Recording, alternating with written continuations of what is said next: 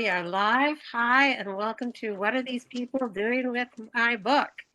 I'm Rosemary Jones. I'm the moderator, and I'm now hosting the meeting. Hi, I'm going to do this again just in case you missed the first part. We're having a little technical issues getting signed up. But this is What Are These People Doing with Your Book? And we have Jill Roberts here and Mike, and I'm going to let the two of them introduce themselves as we wait for our other panelists to join us. Jill may be doing hand gestures if she can get her sound going, but we're gonna muddle our way through this. So, Mike, why don't you introduce yourself and explain your position in publishing and editing? Sure.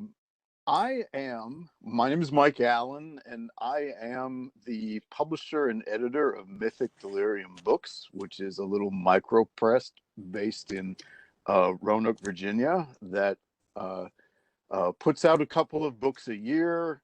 And some of these books have gone on to win the World Fantasy Award and the Mythopoeic Award, and do well in other ways, and even sell a few times too.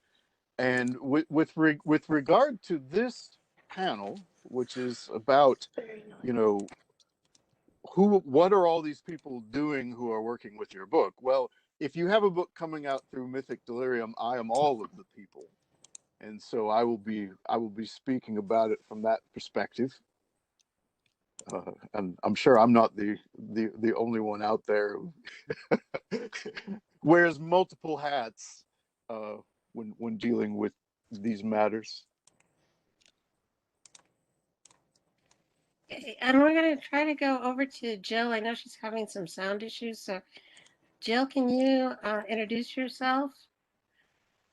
I'm getting the no over there. Uh-oh. Okay, she cannot hear us. Okay. So we're going to suggest that she try signing out and signing back in. That might fix the problem. That's my big technical. I have this big thing of when all else fails, try to reboot. So we're going to lose Jill Right. for a couple of minutes here. The next step after turning it off and turning it back on. Yeah. It's all the glories of an online thing. So my name is Rosemary Jones. I'm the host of this panel. I've been bumping around publishing for about 20 years. For a long time, I was kind of the chief cook and bottle washer and administrator for an organization called Book Publishers Northwest. It's located in the Pacific Northwest of the United States.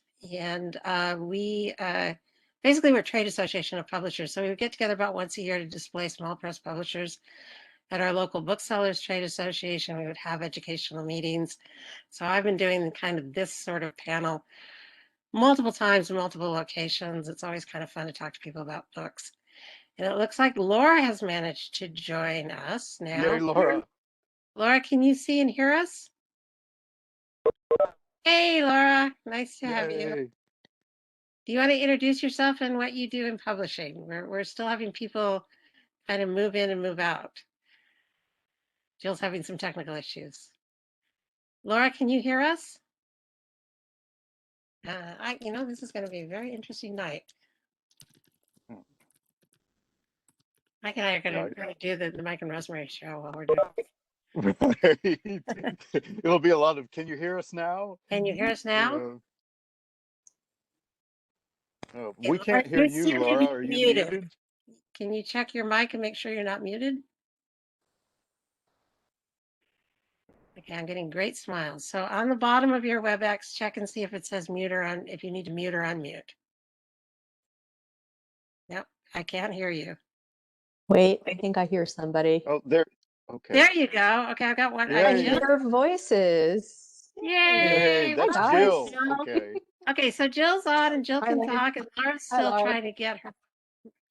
Laura's muted, so Laura's going to have to do her presentation with hand gestures. Laura, we cannot hear you. I was prepared for that, but just Semaphore. like a bad idea somehow. We're gonna tell Laura to Semaphore book publisher. Try the relog. try the log out and log back in. And if you're No in, audio? oh, you're there. There you go. I can see you, Laura.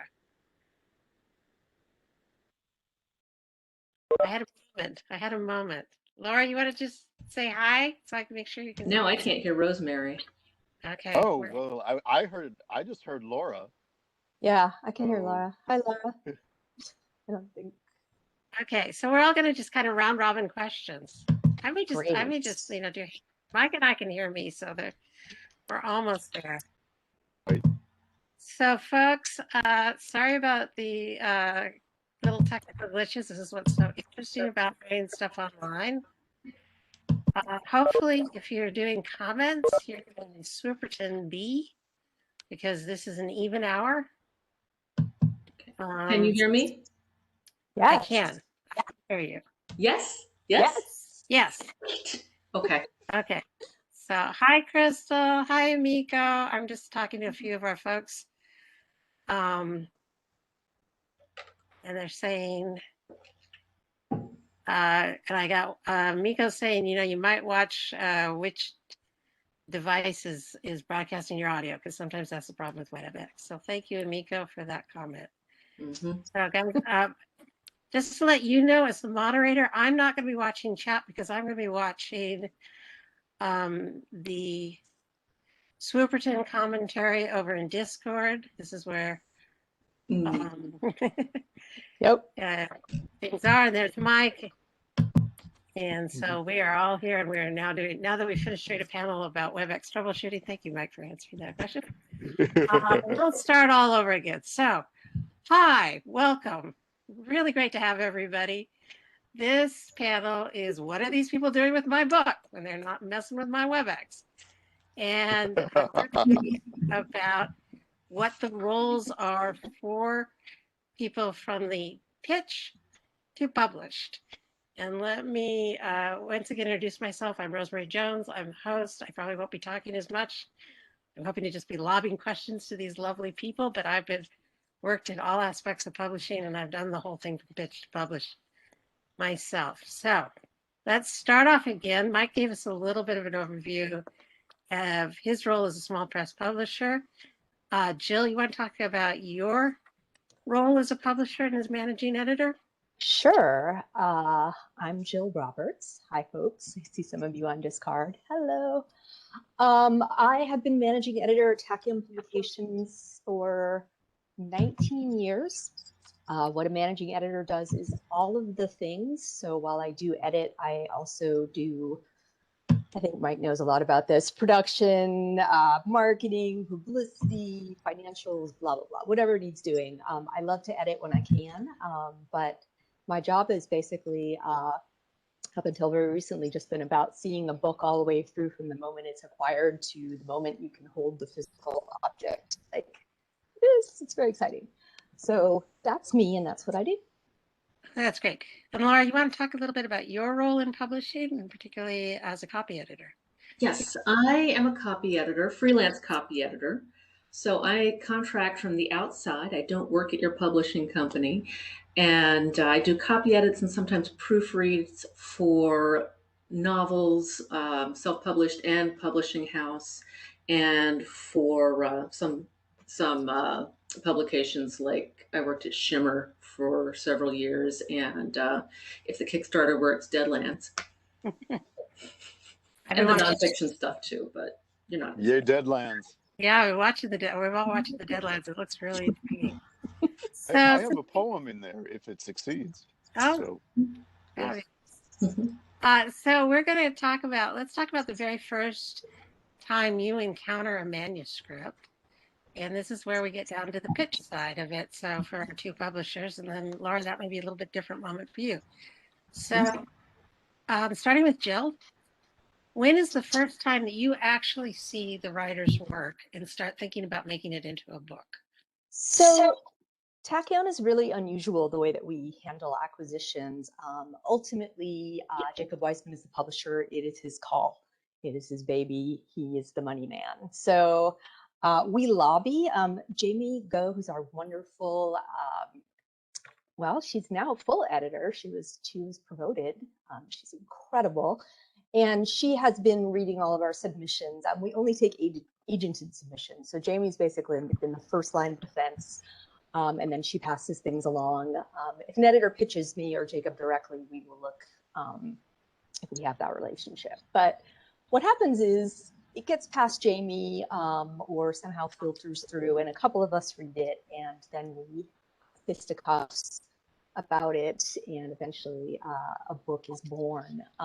So often I'm looking at a book before it's even acquired and thinking about, is Jamie going to developmental editing? Is Jacob going to? Am I going to? What do we want to do? What do we want to see shored up? At what point are we ready to make an offer? And every book has a different path. So it's really hard for me to say this is our exact process. And I'm sure that's true for all publishers. But I feel like particularly in small press landia that, we do 8 to 10 books a year. It's very, I keep using the word bespoke, but that's kind of our model. Like every project is different. And I know that's never what new writers want to hear, but it's true. The one consistent thing is, we do look at agented books. So when I'm talking to newbie writers, I'm always like, get an agent, just go get an agent, go get an agent. And of course, that's not always the simplest process. But, if you want to work with Tachyon or many other publishers, that's where it starts for you. So it's a little digression. But I think I covered some of that question. I think that's really good. And Mike, when is the first time you touch a manuscript? Usually it has been submitted to me directly by somebody who has approached me with a pitch, and the pitch interested me enough that I said, yeah, okay, well, we'll at least give it a look. A lot of times my wife, Anita, who is kind of my partner in crime in Mythic Delirium, will read it first, because she reads faster than I do. and we'll kind of gauge whether it's something that would fit our strange and beautiful aesthetic or not, and then if it gets past her, she'll pass it up to me and I'll mull over it, and at some point the writer will hear back with either a no, this doesn't really work for us, or this really does work for us, and then the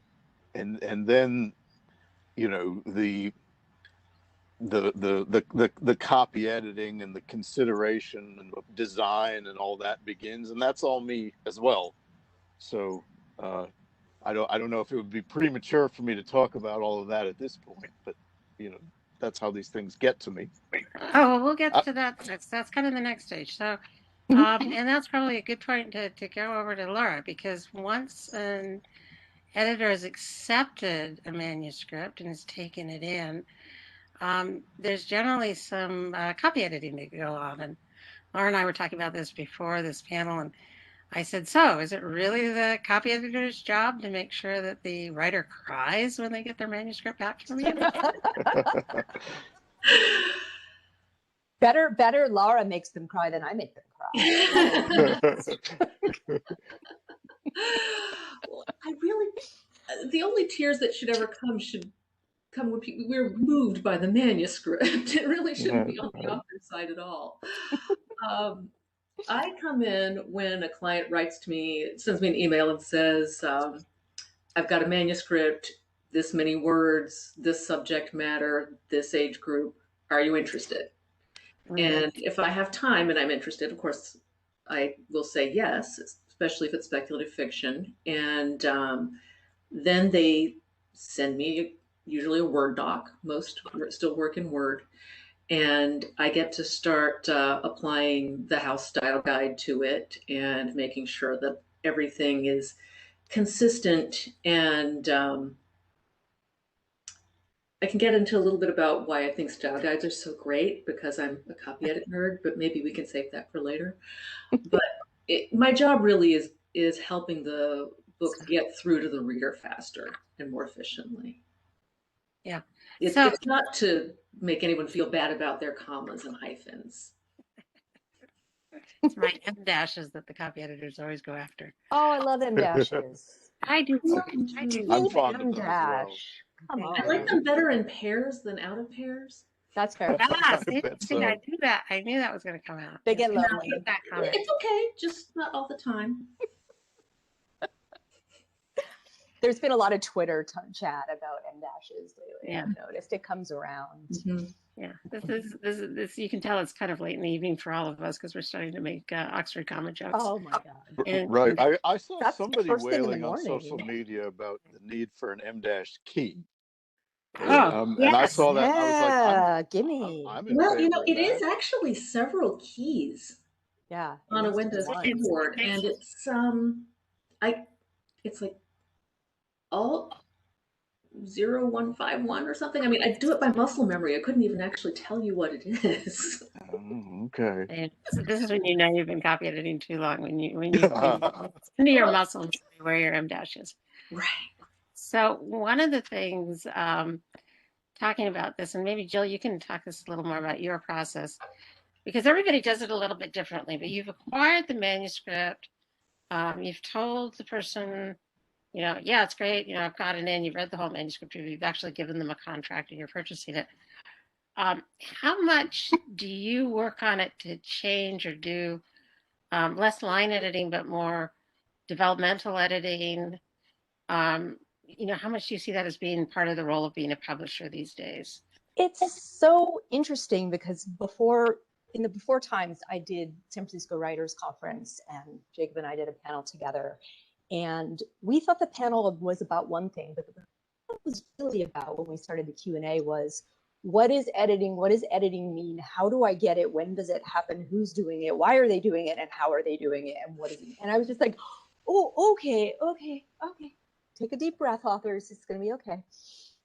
But I'm not even going to say every book is the same again, because that's just different, the same. The process is, and Laura, you may use different terminologies than I do, so I'm interested to hear what you have to say about this too. There's developmental editing, which can be like big structural, like this chapter doesn't work, this section doesn't work, I want to reverse the order of this, I want you to beef up this character, just like bigger things. And then there's line editing, which can be the sentence doesn't quite work right, or there's a shift. And that can be something a developmental editor can do. It's also something a skilled copy editor like Laura will say, hey, this isn't grammar, not English. And, I might miss that completely if I'm developmental editing something, because I'm not a copy editor. And I respect and value people who can do that work, because I tried and I cannot do it. I don't have that brain. It's a special brain. Copy editors for the win, for sure. Oh, absolutely. Yeah, God, it's everything. But, where we are, usually there'll be someone who will be assigned the developmental editor. We'll end up calling that person the editor for, do a copyright page. They're the editor of the book, and they're the person who works directly with the author on all those things that I mentioned. And it might be a sentence level, or it might be plot, or it might be any of those things, but that's the person who has their hands really in the story and really is doing the back and forth with the author on it. And then each subsequent level of editing should theoretically be less. Like when Laura gets the book, there should be less for her to do in terms of, big picture. And then when the proofreader gets the galley, there should be way less at that point. Like it should be this sort of funneling down process where it's like, first you have a book that needs to, work as a story, and then you have a book that needs to be clean, and then you have a book that needs to be immaculate, and then you're at the end. And that's how I see the editing process. It's, but there is back and forth that happens. Laura would probably come to me and say, hey, there's a plot hole here that you missed. And I'll be like, oh, I should talk to the author about that. That totally happens. And that's why we work with the copy editors we do, is because we know that behind every good copy editor is someone who can line in developmental edit and give us a little.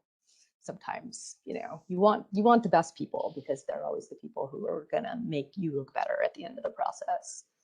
So absolutely, your editor is always your best friend. That's what I always say. Mike, so as a small press, as you get in a manuscript and it's now you reached the point where you're like, yeah, I want to buy this. This is going to be one of the 2 books I publish this year, because that's a big commitment. How much back and forth do you go with your authors to get it to the point where you're comfortable putting it out? It's really quite a bit. I mean, of course, some pieces will need more developmental editing than others. I mean, essentially what Jill just described is just about identical to what I do, except with less people. And I know Tachyon doesn't have that many folks involved, but yeah. With I handle the developmental editing because that is, like Jill was saying, that's kind of how my brain is wired. I am much better at catching a logical inconsistency in a story than a misplaced comma, though I do my best to catch those as well. Usually I'll recruit help for the copy editing stage. It may, whatever is affordable within my teeny little budget. And,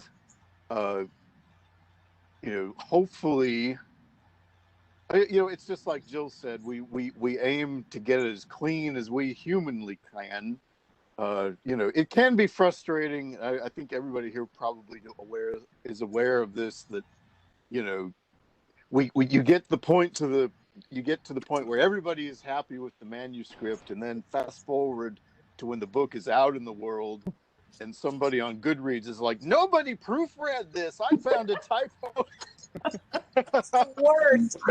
I picked up a finished book and it opened it up to an error, because that happened to me once. Literally cracked the book and went, oh, the worst. That's okay. I act as publisher for the museum where I work, and we put out a magazine once a year, and somebody texted me while I'm on vacation, hey, did you see this error on page 72? And I'm like, no, and I'm really not going to even worry about it till Monday, so thank you very much. You're like, yes, I saw it, but I chose to leave it there. But we do our best, darn it. No, my number 2 is the editor. I act as basically the publisher. She asks the editor at our magazine. We now have a bowl of chocolate on our desks that we're like, oh, you come and tell us about typo? Here, you get a kiss. There you go. Bingo, you get a prize. Next year we'll recruit you and make you volunteer a line edit.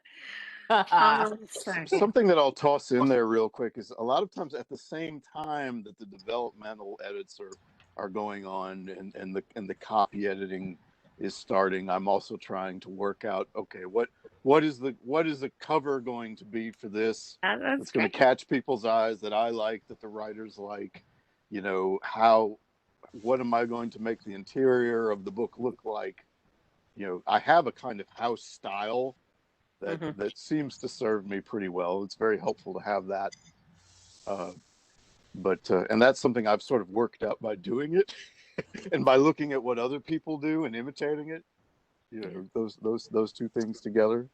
Well, stock guides are living documents, so yes, you should absolutely keep on changing them. Right. So true.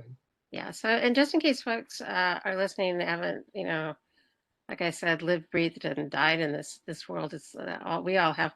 A style guide is basically kind of, I always say it's not right or wrong. It's just the way we do it.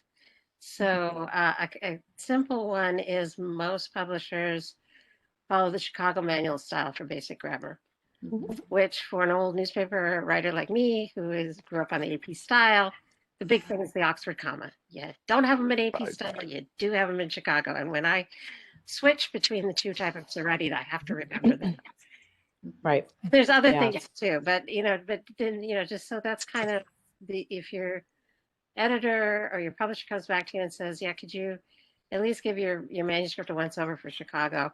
That's what they're talking about. It's the Chicago Manual style, and luckily that's online nowadays and pretty easy to check. So we've sort of moved off. So we've gotten our manuscript. We've purchased our manuscript. There's work going on behind the scenes between the copy editor and the editor. they're talking about how to make the words all look good and polished. And there's another conversation that's going on, as Mike alluded to, between the editor and possibly an in-house or out-of-house graphic designer about what's the cover going to look like, because that's really going to be a big sales thing for your book. And then the interior of the book look like. So again, like, since you brought it up, Mike, I will let you kind of knock that one off. And All maybe right. about how you I'll work try with not to graphic hog designers, things. or you are the graphic designer for your books? I am. Well, so I go by a very sort of simple principle, and I think I think many publishers, of all sizes consider this, but it was something that it took me a little while to learn.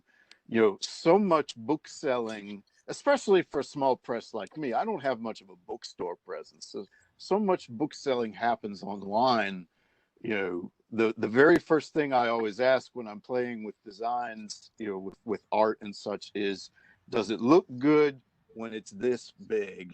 How Because will it look as a that's the Twitter size. avatar? Thumbnail. Yeah, that's Yeah. the Thumbnail, size that thumbnail, most of the thumbnail. buyers are going to see it. Yeah, yeah. Yep. It's all about the And then I thumbnail. kind of work out from there. Um, but that will involve, a lot of times this isn't how it might necessarily work at a larger house, but a lot of times the author will have some idea of what they're interested in, and I will let that guide me to a degree, unless I have, my own competing idea that I want to run by them to see if they're interested in it. And for me, it's very important, that the author be happy with the cover, because at the size that I operate, if I have a partner in this venture, so to speak, who is unhappy with how this thing with their name on it looks, that's going to hurt sales. So that's something I just don't want.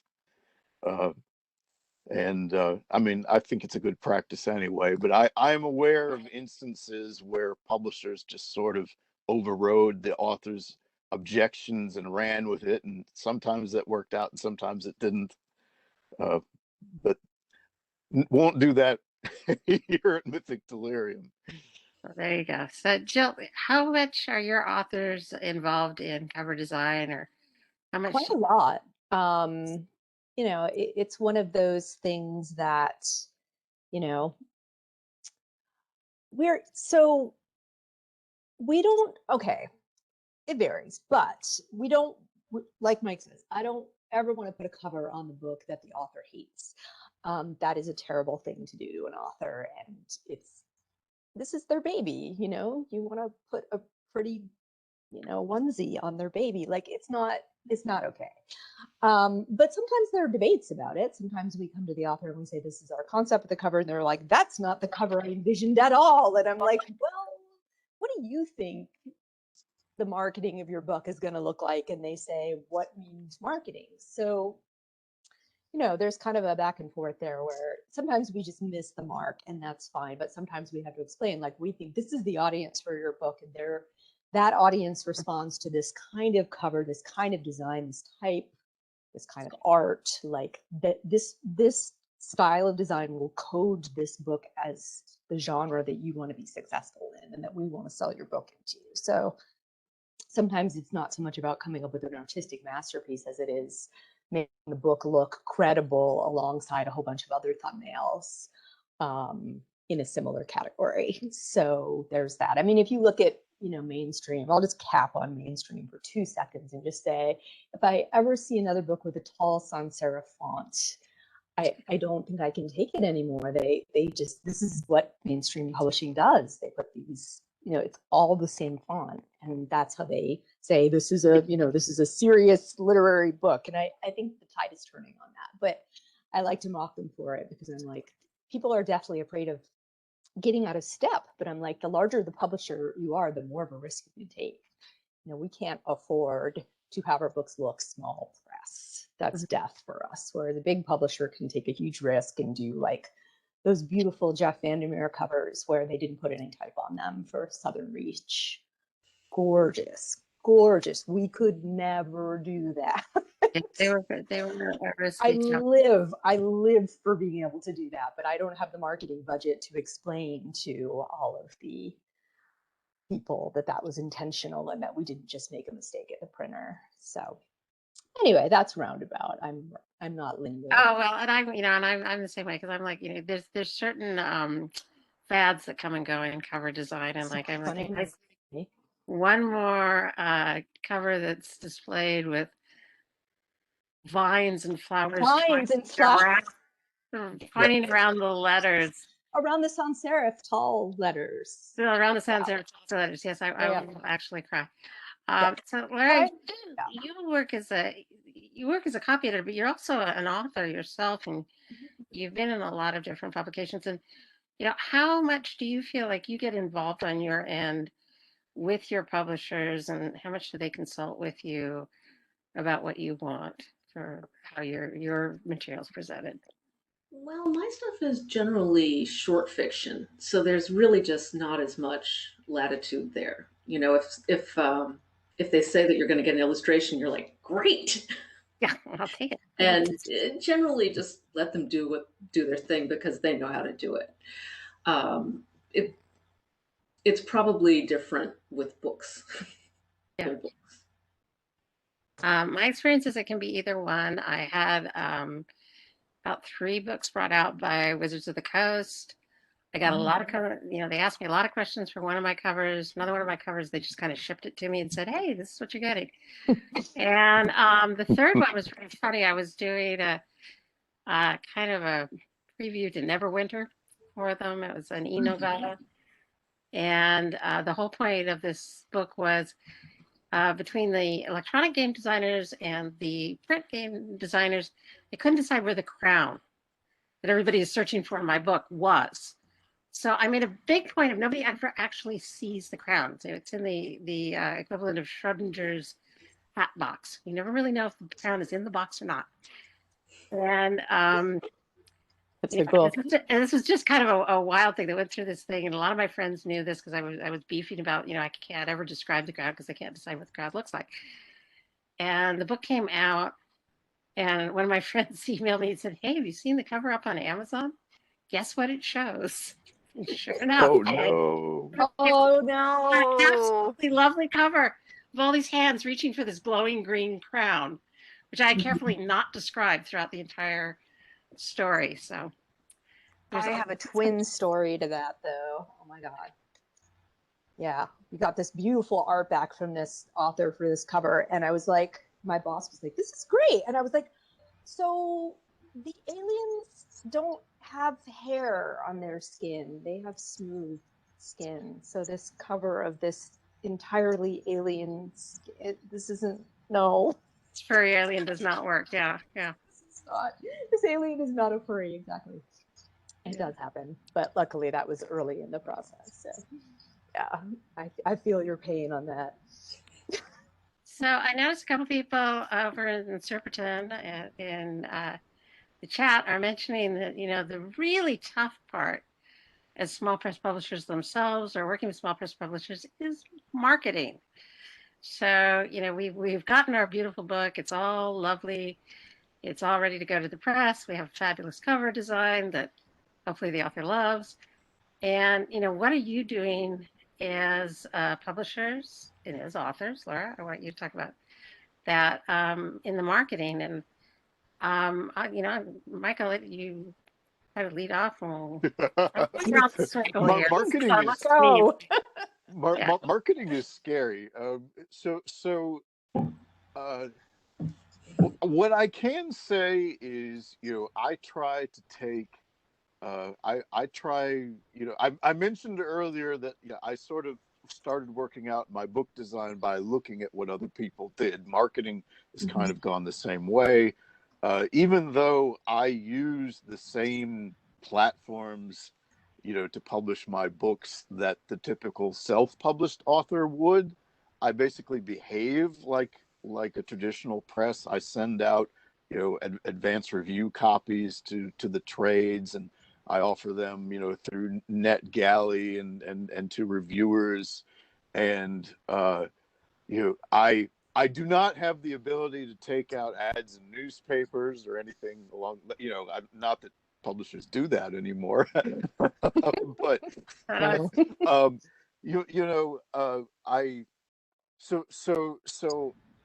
angle for the reviews, and I try to look for opportunities, for my that will let my author kind of promote what they are doing, and talk about their book.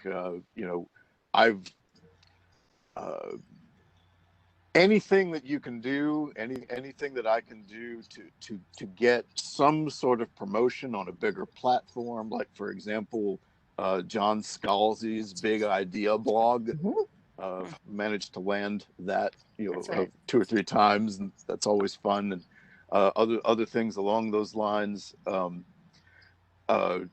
Just I can't get much more specific than that because it evolves every year. Things that you could do go away, new things pop up, and trying to keep tabs and all that can be kind of tricky. With A Sinister Quartet, the anthology that I put out last year, I was very lucky in that the other 3 authors in that collection were incredibly creative and came up with all these things to do: video readings, virtual readings, because this came out in 2020. Virtual readings, blogs where we posted things like recipes and playlists and mixed drinks that matched the various stories and stuff like that. Yep. And you listen to that and you're like, wow, you have to do that. Yeah. And not everything, not everything helps as much as everything as other things, but not trying at all is the worst. So Definitely. a lot of creativity gets involved, and I guess I apologize for this, but I'm gonna pat myself on the head a little bit, as one of the authors who I was working with, who I worked with a couple of years ago, has a much bigger book contract, and as I was doing the publicity for the collection that I was working with, I told this person, well, I'm sorry that I can't do as much for you as the Big 5 publisher, now it's Big 4, that you work with does. And the author came back with, you do all the same things they do. So I was gratified to hear that. Hey, Jill, I am seeing you chatting away and saying that you love marketing. I So do love marketing. what do you love best about marketing? It's a love-hate. But what I really think is fascinating about marketing is the relationship between, this is something that Tachyon has been really, like, we're having this sea change right now. It's been amazing and like exhausting, and I'm so excited, which is I feel like we've always been good at marketing. I feel like we put, the right cover on the book most of the time, and I feel like we're good at, copy, and we're good at getting the review copies out, like Mike is saying, getting the arcs out, getting them to the trades, getting them to all the reviewers that need to see them, social media, like we do all of those things. We work really hard at it. But there's this other piece to marketing that people don't think of as marketing, but marketing and publicity are a two-headed beast. And you can do all the marketing in the world for a book, but if you can't get the word out to the world that you got that starred PW review, or that you sent gummy worms out with your alien space worm book that's coming out in 2 months. You know which book that is. Such a good book. Yes. Julian versus Parasite Planet. Go get it. That you can do everything right, but you still have to grab all the eyeballs. And so what we did is we decided to regroup and hire freelance publicists and hire a different publicist for each book based on the needs of that book. And so we have a 3-headed monster now that does publicity. And it's really amazing because I go back and forth with them about marketing and publicity. And I'm like, well, I'm writing a press release. I'm doing this. What do you need? Does that suit your needs? How will that help you go out and pitch and get this coverage that then I can come back and put the blurb in the book? Like, it's this kind of evolving thing. And I think people think of it as, very separate, that you have a marketing department and you have a publicist. And where I live, we have to do all of that. And Tachyon is just big enough that we can pull from some outside resources and try to do things a little bit differently. So I'm excited about that. But I think that what Mike said about working directly with authors on the marketing process and the publicity process is essential in 2021. You want those authors who are game to do whatever, who are out on their social media, like starting amazing, crazy mean threads about random things that don't even necessarily relate to their book, but getting people's attention. Oh, Jillian's on the Discord. Jamie's out there. Hi, Jamie. So yeah, it's, I think for my first 18 years, I thought of marketing and publicity as separate. And I woke up one day during COVID and went, no, that's wrong. That's not right. We got to do this differently. So everything shifted, and it's great. It's really cool. But I think that, yeah, that author-publisher relationship can transcend just a mere like packaging of the book and become this great way of building buzz for the book and getting people to feel a personal connection to the project. And so that your reader is already kind of involved in the process and the book because they've actually participated in the birth of the book. It's a really cool thing to see where you're kind of like, this person has been following all along. Yeah. This person, pre-ordered on our website and then liked my comment on Twitter and then went to our Instagram and then, retweeted it. It's this cool organic thing that's totally changed. And for me, that's fun. I mean, that's marketing and publicity, and I'm into it. I feel bad that people hate it so much. I think we're authors, they don't want to be misunderstood and they're afraid. And I'm just like, there's no perfect way of encapsulating your book. That's never going to happen. But if we can get people interested and get them looking at your words, that's a win, because once they see your words, they're going to get it. But we have to get them to want to look at your words. And we're going to do that in a lot of weird, interesting ways. And some of them aren't going to make any sense to you. And it's okay. It's all good. Okay. We're going to make it happen. When somebody else is doing it for me. I mean, that's always fabulous. Hey, Laura, again, as an author and also as a freelance copy editor, you basically have to market yourself. You're out there pitching yourself to publishers, to writers, and then as a writer to readers. What are some of the things that you find are really helpful in marketing you as kind of a business entity or as an artist entity? It's really been mostly word of mouth. Mostly you work with somebody, you have a good experience, and they refer you, or you ask them at some point if somebody else needs something. It's once you're in with the publishing house, you're generally in for a while. There can be several people there who might send you work. And I don't know if you want to talk about self-publishing at all, but a lot of the self-publishing writers talk to each other and make referrals.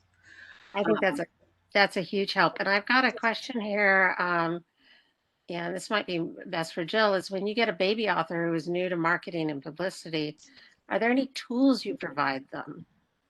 And how do you help them learn the process? Or this is very much a learn to swim after you jump in?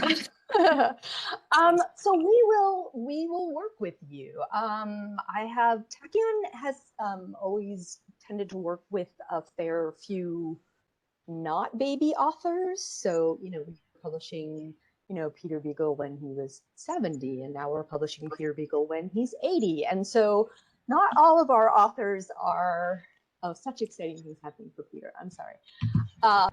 Not all authors come to this process with the same level of technical skills or the same life experiences. And so one of the things we do is we have a Zoom meeting, which if that's a problem for our author, our publicist, our publicity manager, Rick Claw, contacts the author, gets on the phone with them and explains to them how to do it. We will take you through it. And then, we'll kind of say like, okay, here are the things that we're envisioning for you. We want you to do a Reddit AMA. We want you to do the big idea. We want you to write a feature for Tor.com. We want you to do an interview. All these things. What are you comfortable with? What can we help you with? And what do you want to do? What's your best way of expressing yourself? Are you willing to try some stuff that you've never done before? If we promise to make it fun and easy for you. So yeah, we'll help. I mean, we're not gonna assume that our author knows all of the things, although I will say that if you're working with an author who's under 35, they probably know the bulk of everything they need to know about the internet, and the internet is most of the battle. So at that point, the only conversation you might need to have is, when you need to show up for your reading at this bookstore, please let the rereadings at actual bookstores. You might want to not read half an hour's worth of your book. You might want to pick a short, punchy thing to read. So there are all kinds of ways that you can coach an author. But yeah, I mean, leaving your author out, to hang out to dry is foolish in every way. It's not fair to the author. It's not good for us. It's not good for anyone. So I can't imagine that any publisher at any level wouldn't just be like, well, what can we do? How do we do this? So yeah, we're not, we take that all very seriously. And you can't ask people to do things that they're not comfortable with. I've had authors who just like, I'm not doing any, video things. And I'm just like, okay, that's too bad. Let's revisit that. Table that for 10 minutes. I might poke at you later when you're feeling a little bit more comfortable. But yeah. It's never my favorite thing, but I'm getting much more. I think we all are getting better at it. Right? Yeah, I figure I'm volunteering. This is a practice run, so it's really great. Laura, one thing I was going to ask, because you do have a couple of awards on your bio. How do you think getting awards, contests,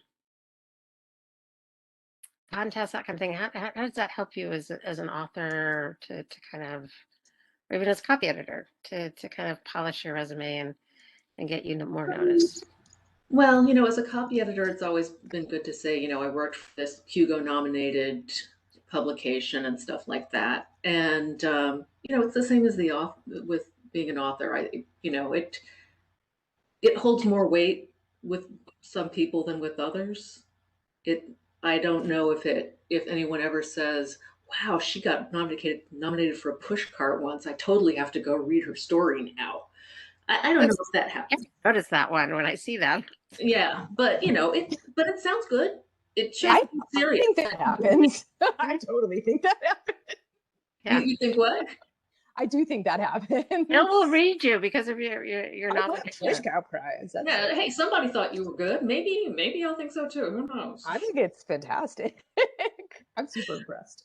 I sometimes leave that off actually when I'm submitting stories around in speculative fiction, because pushcart has that kind of literary insinuation to it, and so some publications may think that it's a little pretentious.